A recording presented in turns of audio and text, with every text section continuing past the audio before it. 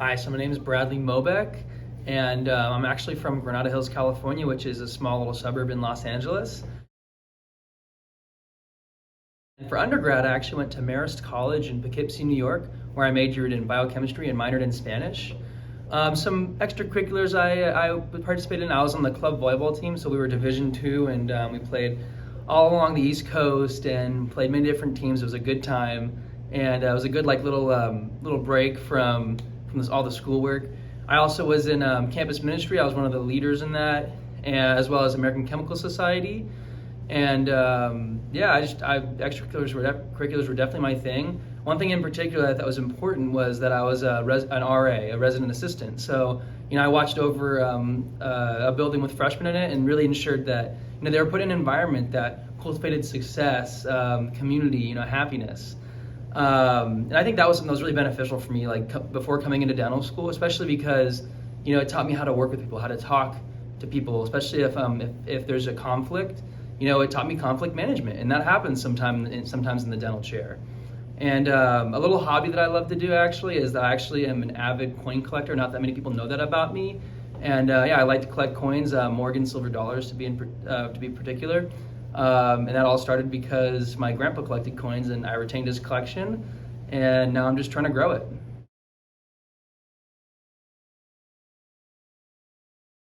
All right, so what got me interested in dentistry? I actually love this question. I feel like there's a couple little stories about it. So when I was younger, I guess I'm still young. I'm only 24. But when I was really little, we didn't know this yet, but I had a learning disability. I still technically do, and it was called auditory processing disorder. And basically, what that means is that it's really hard for me to, retain information verbally, audibly. And it's kind of different. It makes things a little difficult, but you learn different strategies to kind of combat it. And right now, I don't really usually feel the effects of it because I was lucky enough to be in a program that helped me develop those skills to overcome it. And but we didn't really know that at first when I was younger. So I'd come home from school, my mom would ask me, "Hey, what did you learn today, Brad?" And I'd say, I don't know. I really don't know. And it really concerned her. But when I went to the dentist, my dentist, she was amazing. She really interested me in it. She would talk about all the little sugar bugs that come to attack your teeth. She talked about oral hygiene, all about the teeth that it's what a kid would understand. And at that moment, I didn't realize this until later, but for that moment, that was a moment where my auditory processing disorder didn't really affect me for the first time, and it was something that I really was able to truly retain and remember, and to tell my mom all about it, and that really surprised her. And I didn't realize until later, because I found out I really wanted to do dentistry when I was in high school. But when I was looking back at it, I realized that that was a sign of passion, because no matter what learning disability you might have, passion will overcome that. And that's how I feel really lucky. I'm very grateful for my learning disability, because it helped me really find what my true passion was in life, and that's dentistry.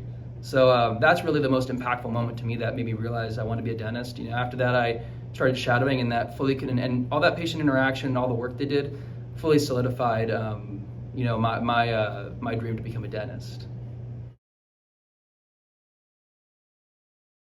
All right, so how did I study for the DAT? For starters, I didn't know I had to take another test to get into dental school. I was a little disappointed about that, but that's okay. When you have a dream, you'll do anything to achieve it, right? And you have a goal, you'll do anything to achieve it.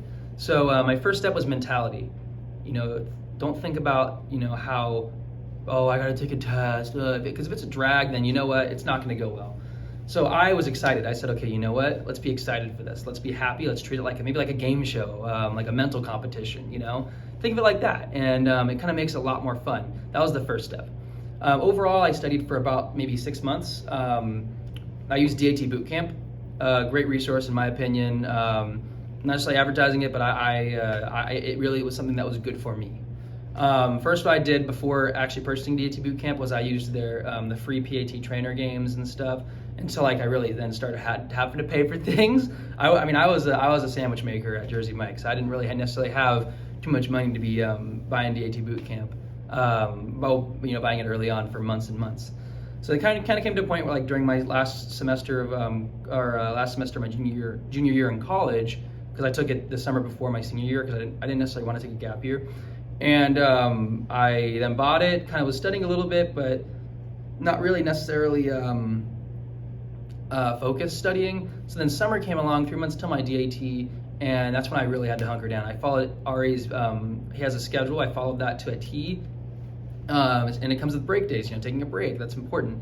I would, work by day, and I would stay diligent, and then I would study at night, make sandwiches by day, study at night, or I'd wake up early, right, study a little bit, go to work, come back, study. And it was all diligence, and it was all, and I would also shadow as well in the process, like on my off days that I wouldn't either work or wouldn't study for the DAT. And that was really helpful. That's what inspires you. You can't just be studying a whole bunch because, you get so tired, you want to be inspired. So I did that, and I actually ended up really surprising myself on the DAT, and it was something that was really awesome, and I'm really grateful for. So I really highly recommend being diligent and having a good mindset, and just do your best. And when you're studying, when you take your practice tests, make sure you go back and you look at what you got wrong, why that answer is wrong, why the other answers are wrong, and why the correct answer is correct. That's a really important part of studying, and that's a method of also them teaching you different concepts. So that's another thing I highly recommend when studying for this. All right, so what do I think set me apart in my application? It's a good question. So I truly think it was my position as a resident assistant, and then on top of that, my last year of college, I was an assistant resident director of a whole freshman building. So that's 400 students. Well, for me, it was 400 students. So I was in charge of all the RAs. My task was, to make sure that it was a leadership skill. So it was ensuring that they had everything they needed to, be successful in their jobs, and, supporting the students, being that, me being that ARD. And that was definitely really difficult. And it was something that really built a lot of leadership skills. I had to do a lot of conflict management cases. I get to. That's the thing. Positive mindset. You get to. So I got to, do all those conflict management cases. I got to, help delegate work. I ensured that all 400 students were, their needs were met. And that was a special experience that I don't think a lot of other people really had coming in here. And that was something that set me apart. It's like a work experience that I did while I was an undergrad. So I think that alone was really what set me apart from the crowd, and it showed that I have responsibility, I had leadership skills, and that I could communicate effectively with people. And that's something that's really important when you get into dentistry, because you learn all these different concepts, like heart diseases, gum diseases, all these things, and you learn technique. They don't always teach you necessarily though how to manage a patient. They do. There's courses on that, but it's not easy. It takes a lot of active work. And that's something that I believe that I truly had prior while I was an undergrad.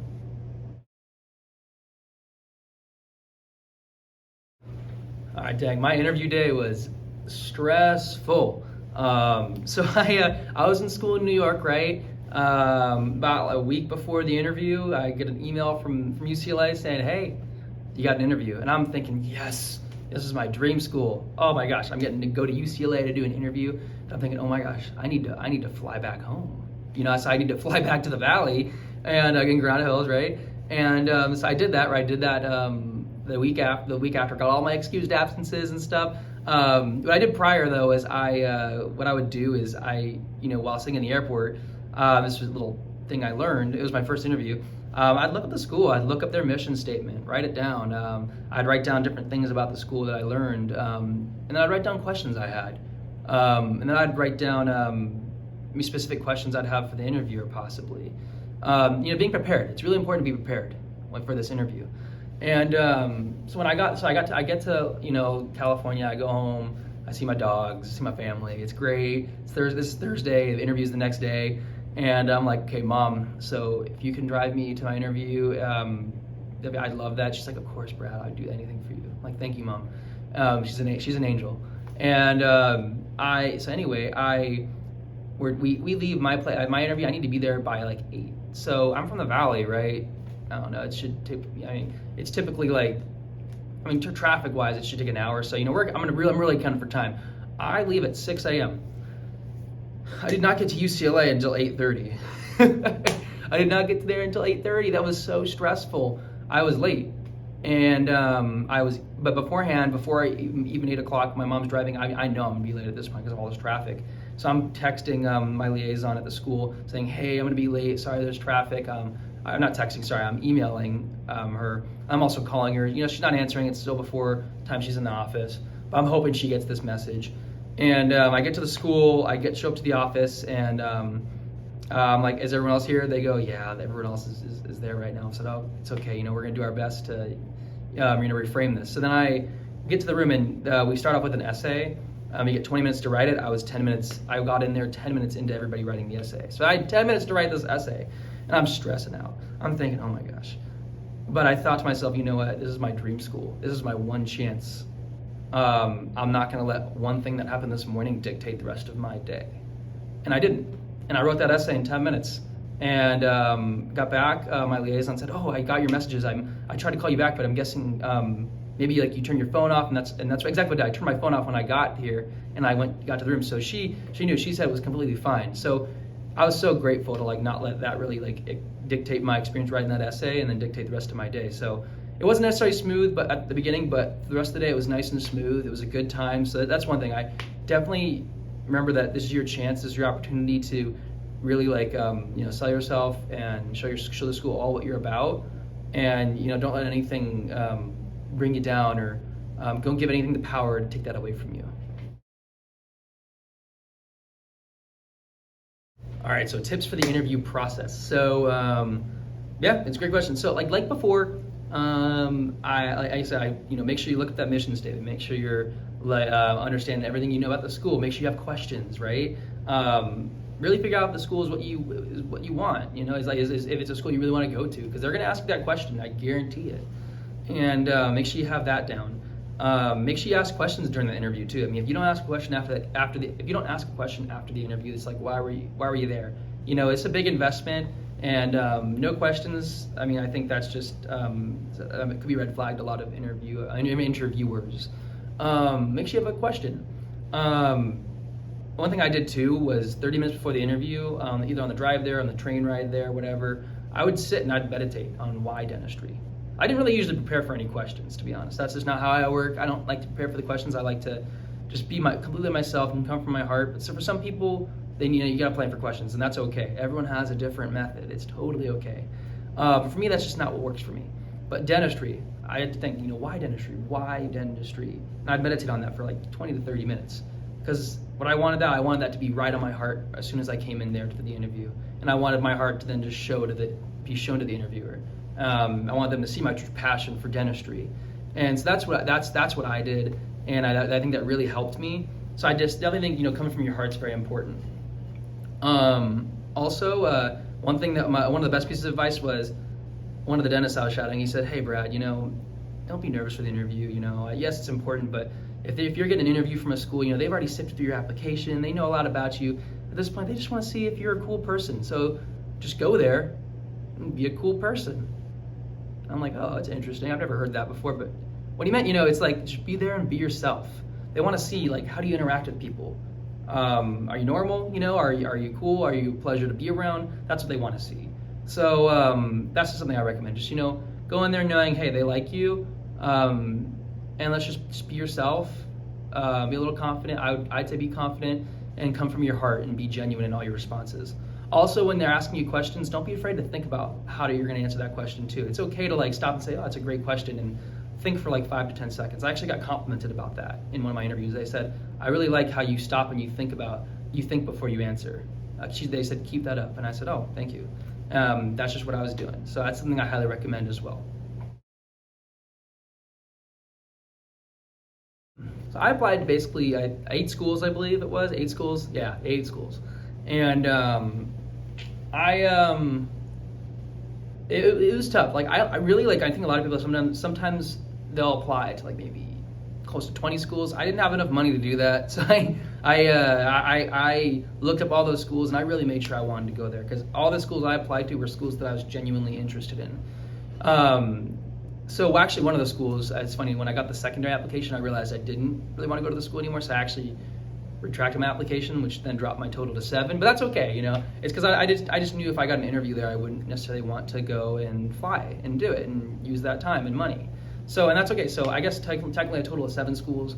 I mean, honestly, applying for more probably is the better thing for me. With the money that I had, I was able to do that much, and that's what I was able to do. I feel very blessed to get the number of interviews that I did and get the number of offers that I did. So then, I was choosing between 4 schools, and it was really a matter of UCLA or this school on the East Coast in New York, and it was hard. It was really hard in New York. I already had a mentor. It was a beautiful school, great program, and but the thing is, UCLA, it was home. It was close to home. I can go home and be with my family again. I can go to holidays. I can go to Thanksgiving, because I was only really going for Christmas every year in summer. But I can go home for Thanksgiving. I can go home for Easter. I can go home watch the Green Bay Packers games with my family, which I still do now. And that was one big factor. UCLA, another thing, the price. It's a low cost school in my opinion compared to all the other schools, and it's low cost and you get a great education. What I loved about the education was that not only are they really strong didactically, so strong academically with the subjects, they really do a lot, because they want to make sure when you take your licensure exam or your board exam that you're really prepared. But in addition to that, they you have a drill in your hand by the second quarter that you're in school. So they give you a handpiece really early on, which is awesome. And you start seeing patients right at the beginning of your second year, which is really cool. But in addition to that, still, why UCLA? What I loved about UCLA was their commitment to diversity, how important that was, how much they stressed that. And it was a big part of the curriculum. It's a big part of the school. And I knew I wanted to be in an environment that was very diverse with multiple perspectives. Because it's a career where you're going to meet a lot of different people. And I thought that was very special to be in a program like that. It's also a program that focuses a lot on personal growth. So yeah, they're focusing on how developing your clinical skills. They're focusing on your academic skills. So didactics is what I call them, what we all call them. But they focus on personal growth, how to develop you as a human being. And developing emotional intelligence, developing leadership skills, developing empathy, all these things that finding what your skills are and what your true skills are and how you can maximize that. Finding out what other people's skills are, so when you work as a team, you can maximize those skills. So that's something that was very special to me, and that's the big reason why I chose UCLA, in addition to the ones I said prior. All right, so my transition from being a pre-dental student to a dental student. So I'm currently a second year, but I still remember this clearly. It was difficult. It was thinking, definitely had some imposter syndrome. I was thinking, oh man, am I really good enough for this? Why am I here? Am I even meant to be here? Will I even do well? Blah, blah, blah, right? And I was really grateful to have one of my professors talk to everyone about that. Hey, don't have imposter syndrome. No one snuck here into UCLA. Nobody sneaks in. We all pick you because we know you can succeed, and we know you're all individually in your own way special. And that was really awesome. I remember I had the same thing happen to me when I was an undergrad, and I remembered that it took me developing confidence. Once I developed confidence is when I started doing well. Because my first semester in undergrad wasn't necessarily the best. I had to develop the confidence. So I tried to do that early on in dental school. And that's something that really helped me, was be confident. Be confident in your study strategy. Be confident in yourself. Be open to making mistakes, but make sure you learn. So I think that was something that was really important for me in dental school. Another thing too, especially being a pre-dent, I remember doing an amalgam. I remember suturing, all that stuff. I remember getting to dental school, doing the same thing. Still a difficult transition. I recommend a lot of people try to focus on speed right away when you're doing these technical skills, like preclinical skills. But you got years to develop the speed. You don't just get fast all of a sudden. Really focus on that skill at first. Focus on honing in on your skill, because the speed will come along with it. So the transition, it was definitely difficult in the sense of having imposter syndrome, lacking some confidence, but in the end, I remembered how I studied in undergrad, and I stuck to my techniques, and it really worked out. And so it made the transition very smooth, actually. So that's why I think just be yourself, trust yourself, and know that you're here for a reason, and you can rely on your past study skills. And just really make sure that when you're studying. So what I do is I'm not necessarily thinking about the grade or anything. I mean, my school is pass-fail, which is cool. It's I mean, that's another reason why I chose it. But it's pass-fail, so it really allowed me to focus on studying for the patient, not studying for my grade. So I don't really focus on, I want the specific grade. I study because my focus is, I feel like my patients deserve every ounce of my effort to be, to know the material I need to know now. So that way when I treat them in the future, that I'm very knowledgeable. So that's what drives me. And that was the different transition. Pre-dental, you're studying like maybe for the good grades and stuff like that because you want to get in dental school. Here now I'm studying because I want to be a really good clinician. I'm studying for my patients, not just myself.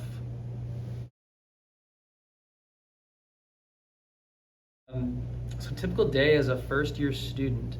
I'm a second year now, but I still definitely remember that first year really well.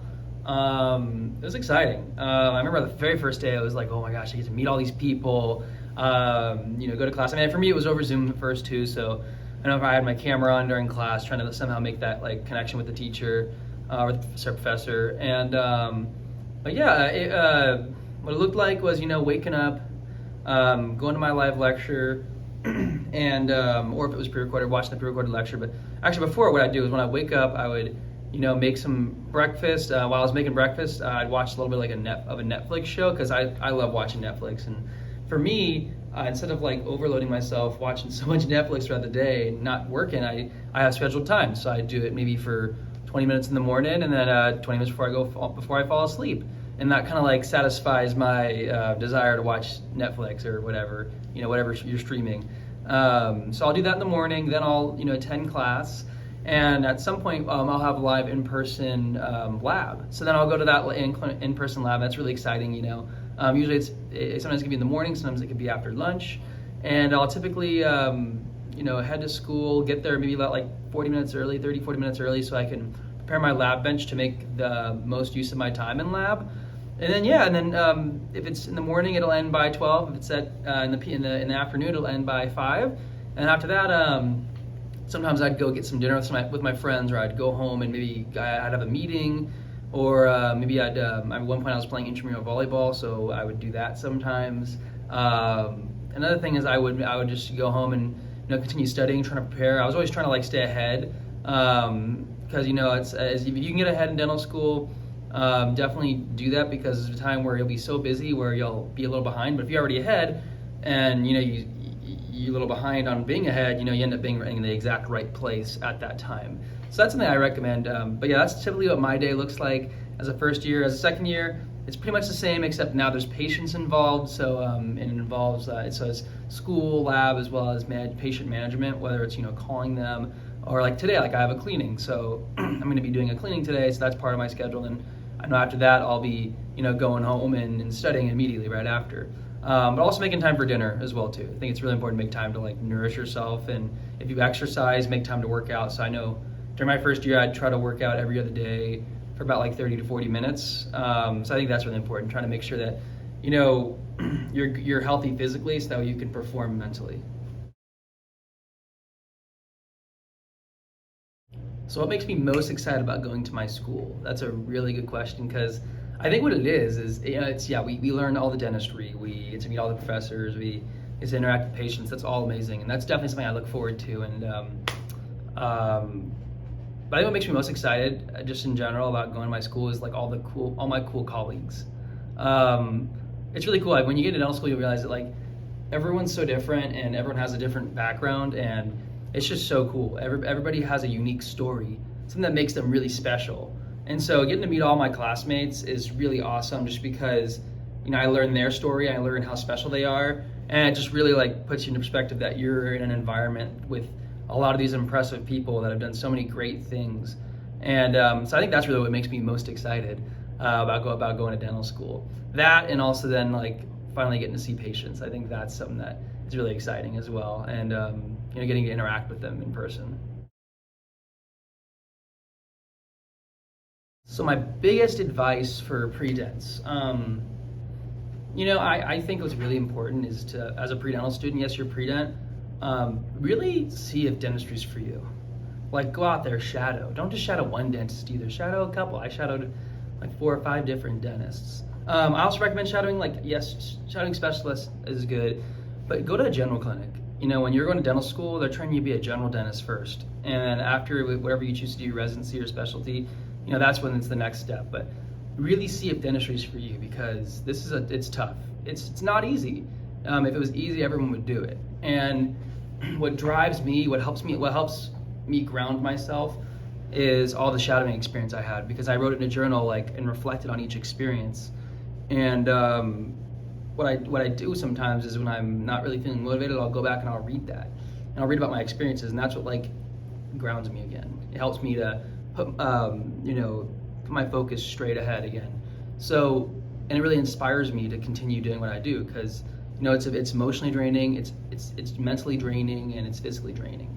So you definitely need a lot, and you need to be prepared mentally for it. So I think really knowing if dentistry is for you, because if you have a true passion for it, then it's not going to be a problem. All this hard work. But if you don't, you're just I think it's something I want to do, then you might find yourself being a little unsatisfied while you're in school. So that's a big piece of advice. Just make sure you're shadowing. I also recommend maybe traveling a little bit before dental school, just because you might not have that much time to do it while you're in school. And I think another thing is just to be confident.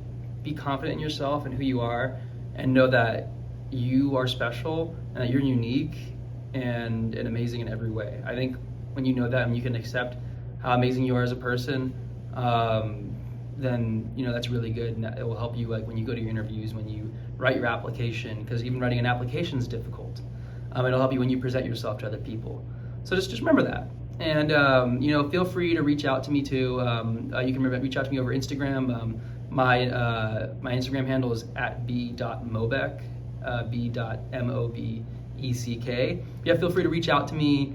I'd love to help you out with anything you need, and I just wish you the best of luck.